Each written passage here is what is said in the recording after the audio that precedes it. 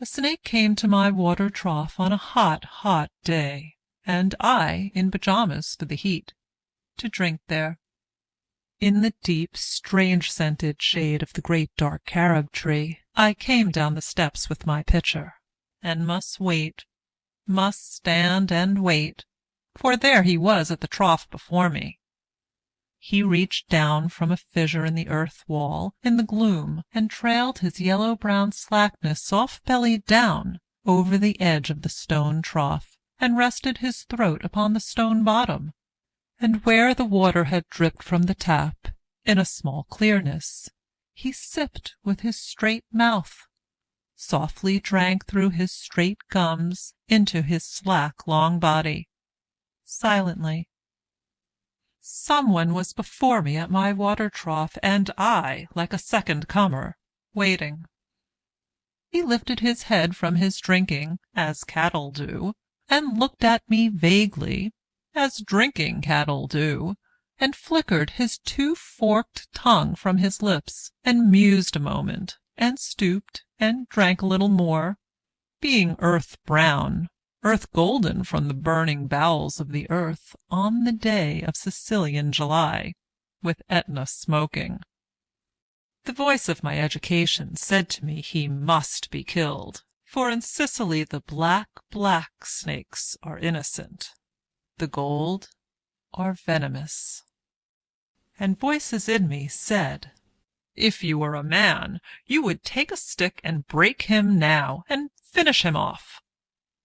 But I must confess how I liked him, how glad I was he had come like a guest in quiet, to drink at my water trough, and depart peaceful, pacified, and thankless into the burning bowels of this earth.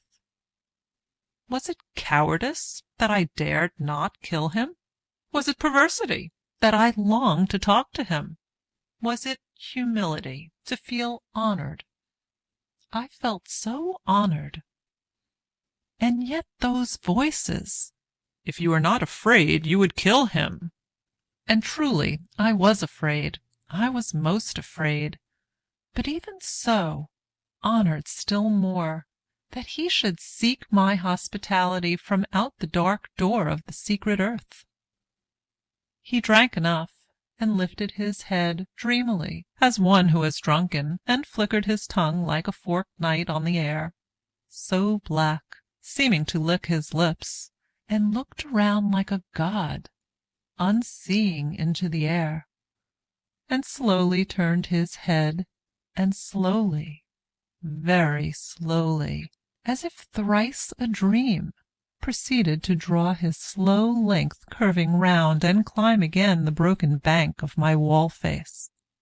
And as he put his head into that dreadful hole, and as he slowly drew up, snake easing his shoulders, and entered further, a sort of horror, a sort of protest against his withdrawing into that horrid black hole, deliberately going into the blackness and slowly drawing himself after, overcame me now his back was turned. I looked round. I put down my pitcher. I picked up a clumsy log and threw it at the water trough with a clatter.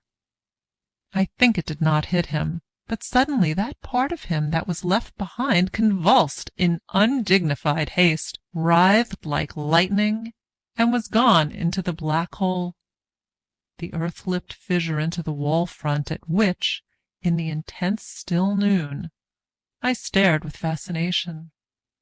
And immediately I regretted it. I thought how paltry, how vulgar, what a mean act. I despised myself and the voices of my accursed human education. And I thought of the albatross, and I wished he would come back, my snake, for he seemed to me again like a king in exile, uncrowned in the underworld, now due to be crowned again. And so I missed my chance with one of the lords of life, and I have something to expiate, a pettiness.